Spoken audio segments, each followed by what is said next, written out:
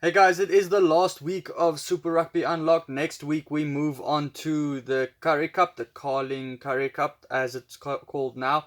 I'm going to do the preview for the Bulls Pumas game a little bit later, maybe tomorrow. Once we actually know if that game is going to go ahead, I still have that little gut feeling that it is going to be cancelled. But this game, the Cheetahs versus the Griquas, we know that one's going to go ahead. It's going to be a tough one, actually. And when we look at the log, it is difficult to say who's where at the moment. No one actually knows how the log looks. This is how I understand the log looks at the moment with the Sharks Stormers game being cancelled. It looks like both teams are going to get 2 points from that game, but they still haven't decided on that one. The Pumas and Lions, their game that was cancelled, they still say that's postponed, so that's going to be played again. So there's just a big mess in the log, actually. But we know that the Bulls, they haven't had any games cancelled, so they are at the top. They will win this game, probably, their game that they're going to play. So this game here at the bottom of the log with the Cheetahs and the Griquas, this is just for pride and to bring up some good points to the next tournament, to the Curry Cup, because remember, these points do carry over to the next tournament. It's going to be played in the Free State Stadium. History-wise, it is actually in the favor of the Griquas if you look at the Supersport Challenge and the Curry Cup games that they have played recently. If we look at the squads that were picked, not a lot of changes in both teams. Henkes van Wyk, he's going to make his debut for the Cheetahs. Luan de Bruin, he has moved now from the Cheetahs. He is going to Europe. I think it's Leicester Tigers as a short-term one, and then he's going to, who is it, Edinburgh?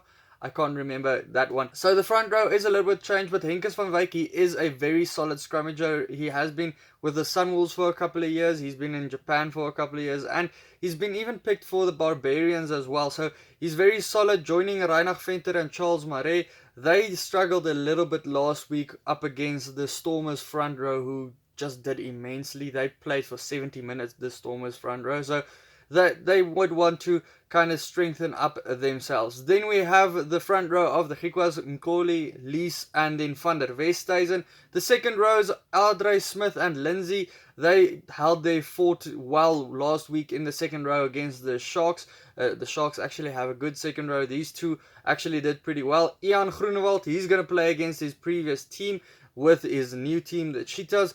Carl Wagner, he's been doing well this season. He's been holding that number 5 jersey for himself this whole season so far. Ntila versus Gideon van der Merwe. I thought van der Merwe did pretty well last week. Pokomala, he's bracketed to play as the captain, but otherwise it is going to be Aiden Davis. Stefan Willemse is also going to play, while else is the only change that the Griquas make to their whole side. Jandre Rudolph, he's been great this whole season while he was with the Pumas, and now while he is with the Cheetahs, he's been in great form. Tian Meyer versus Zach Burger. Zach Burger also in great form with the Griquas. I wonder how long he's still going to be there while he's in this great form. He's probably going to be picked up by some team somewhere. Tinus de Beer, I was impressed with him last week. He wasn't actually meant to play. He was actually meant to be on the bench. And then a late injury to Whitehead kind of got him into this game, and he did really well last week against the Sharks. They almost beat the Sharks. It was so close, and a lot of it was down to the Beer that played really well and kicked really well. He's up against Tian Skuman, who's been very solid for his team. He hasn't been as impressive as we know him from the Pro 14. Franstein versus Franke. Franstein, he's also not in great form at the moment. First up, I said he has been playing okay. Last week against the Stormers, he had a bad day at the office, a lot of handling errors. He's a world-class player. He will probably switch that around and have a good game this week. Franke for the Griquas, he's also always that physical guy when it comes to the defense. Klaassen versus Manisi. Manisi, he's getting his first start for the season with Reino Smith as well. Smith, Blommetjies, and Speckman, that's probably one of the most exciting back threes you can get in the world, not even talking about just this competition. So they can do a lot of damage to the Griquas if they do not defend well. Edwin Keeter, he's very fast. Last week we saw him have a break of pace there. Orense, and then Banda, he's also doing well from that move that he made from the Kings. Last week we did see that. The Griquas, the only problem I did see from their performance last week, because I mean they almost beat the Sharks, they were that close. They do play better when they are in Kimberley though. The only thing that I did see from them, when their bench came on, they just wanted to be at the ball the whole time and kind of shifted over the park and their gaps kind of formed in defense. So that's something they would want to look out for. Their defensive structure wasn't great throughout the game. Then we look at the bench that is the culprits of last week, I'd say. Jock du Toit, Cameron Dawson, and Chunu, that's the guys coming up for the Cheetahs. 2 changes over there. We don't know how that's going to go for them when they do come on. Gadebe, Beerwinkel, and Mabokela, they've been doing great for the Griquas this season so far when they come on. Evan Kutsia, he's on number 19. Opa Mahoje on number 19, so he's there as a second row replacement because JP de Pre, he's also moving to the Sale Box or the Sale Sharks. Just adding more South Africans to them and adding to the Cheetahs' demise of just losing a lot of players all the time.